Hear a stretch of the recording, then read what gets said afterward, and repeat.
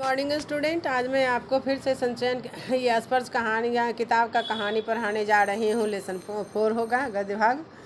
तुम कब जाओगे अतिथि।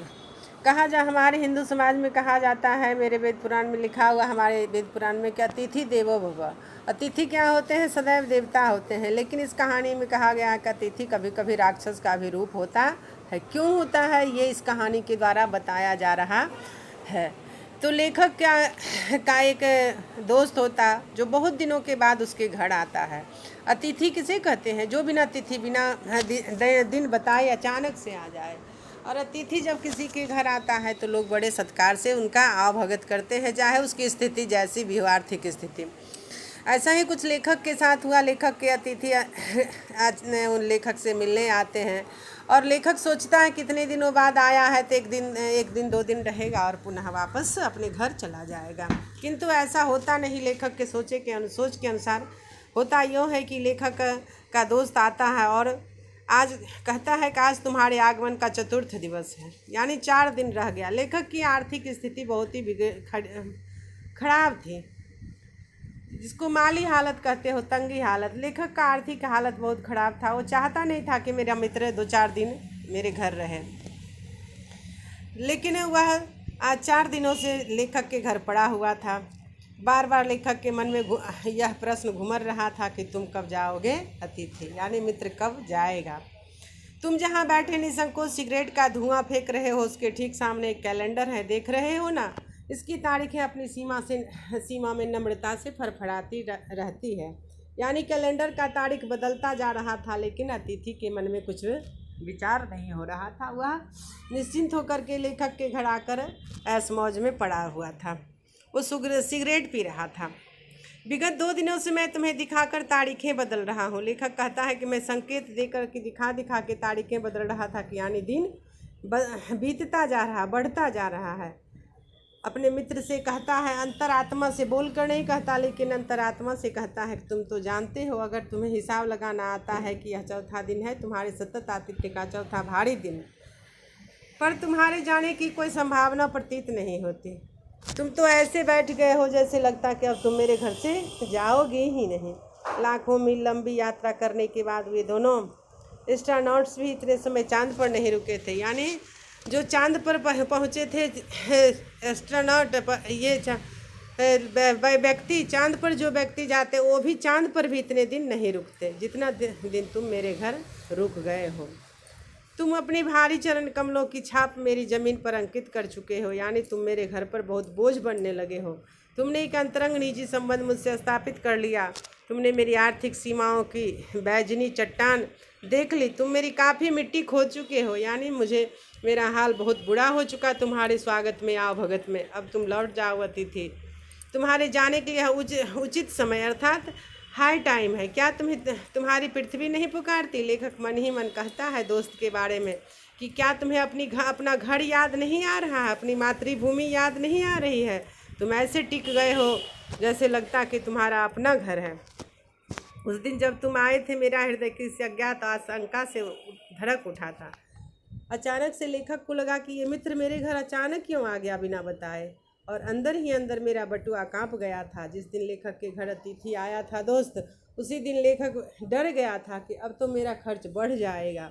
इसके बावजूद भी मैंने तुम्हें एक स्नेह भींगी मुस्कुराहट के साथ गले मिला था और मेरी पत्नी तुम्हें सादर नमस्ते भी की थी, जबकि मेरा आर्थिक स्थिति अतिथि का सत्कार करने लायक, जितना तुम्हारा किए उतने लायक नहीं था। तुम्हारे सम्मान में ओ अतिथि, हमने रात के भोजन को एकाएक उच्च मध्यम वर्ग के डिनर में बदल दिया। यानी पहले दिन तो लेखक अतिथि का बहुत बड़ा भगत किया, बहुत तरह तरह के व्यंजन खिलाए, लेकिन धीरे धीरे जब वह लगातार वहाँ ठहरने लगा तो लेखक के भोजन में क्या हो गया? बदलाव हो गया। तुम्हें स्मरण होगा, यानी याद होगा कि 2 सब्जियों और रायते के अलावा हमने मीठा भी बनवाया था। यानी लेखक का दोस्त जब पहले दिन आया था तो 2 सब्जियां मिली थी, रायता मिली थी और कुछ मीठा पकवान भी बनवाया गया था।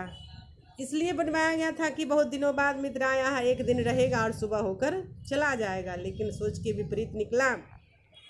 सारे उत्साह और लगन के मूल में एक आशा थी कि दूसरे दिन किसी रेल से एक शानदार मेहमानवाजी। लेखक मन ही मन कल्पना करता है कि तो मेरा मित्र दूसरे दिन कहेगा कि तुम हमको छोड़ने चलो, और हम उसको छोड़ने के रुकने का आग्रह करेंगे, मगर तुम नहीं मानोगे और एक अच्छे अतिथि की तरह चले जाओगे। पर ऐसा नहीं हुआ। लेखक जो कल्पना किया था उसके विपरीत हुआ। लेखक सोचा था कि मेरा दोस्त आज में रहेगा और अगले दिन कहेगा कि अब मैं जा रहा हूँ, मुझे छोड़ने चलो। मैं स्टेशन जाऊँगा और उसे छोड़ दूँगा और नहीं जा और मन कहूँगा कि तुम रुक जाओ। पर ऐसा नहीं हुआ। दूसरे दिन भी तुम अपनी अतिथि सुलभ मुस्कान लिए घर में बने रहे।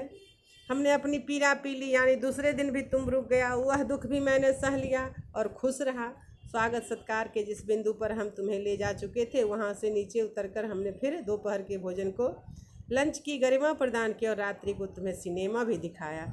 यानी लेखक तो मित्र का स्वागत तो किया ही, साथ ही साथ मित्र को सिनेमा भी दिखाने के लिए ले गया था, अपनी आर्थिक तंगी के बावजूद भी, यह सोच करके कि वो एक दिन ठहरेगा और दूसरे दिन चला जाएगा।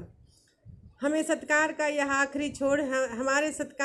आखिरी छोड़ है जिससे आगे हम किसी के लिए नहीं बढ़े।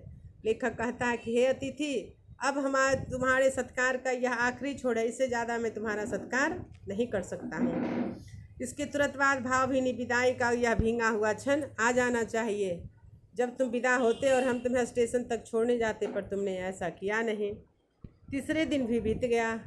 तुमने सुबह मुझसे कहा मैं धोबी को कपड़े देना चाहता हूँ। यानी मित्र जो है जाने के बदले क्या कहने लगा कि 2 दिन में मेरे कपड़े गंदे हो गए, मैं यहाँ आसपास कोई धोबी है तो मैं अपना कपड़ा धुलवाना चाहता हूँ। इससे लेखक को आभास हुआ अब तो ये मेरा मित्र लगता जाएगा ही नहीं। यह आघात अप्रत्याशित था। तुम्हारा क्वेश्चन है बुक में कि लेखक के लिए कौन सा आघात अप्रत्याशित था, तो आंसर होगा लेखक के मित्र। अतिथि ने जब लेखक से कपड़े धोबी की यह धुलवाने की बात बोला तो यह बात क्या था, आघात अप्रत्याशित था और इसकी चोट मार्मिक थी। मार्मिक मतलब हृदय के अंदर तक पहुंच गई। लेखक को बड़ा घबराहट हो गया कि अब तो मित्र मेरा जाएगा ही नहीं, क्योंकि ये तो अब कह रहा है कि आसपास धोबी है तो मेरा कपड़े धुलवा दो। तुम्हारे सामीप्य की बेला एकाएक क्यों रबड़ की तरह खिंच जाएगी। यानी तुम्हारा जो नज़दीकी हमारे साथ है वो दूर हो जाएगा। इसका मुझे अनुमान न था। पहली बार मुझे लगा कि अतिथि सदैव देवता नहीं होता। यानी जब मित्र इस तरह का व्यवहार करने लगा लेखक के साथ, तब लेखक को पहली बार ये आभास हुआ कि मित्र सदैव देवता नहीं होते हुए मानव और थोड़े अंश में राक्षस भी होते हैं। मैं कहानी के पहले ही बताई कि अतिथि को देवता माना गया है, लेकिन कब, जब वह आए और मिलजुल कर चला जाए।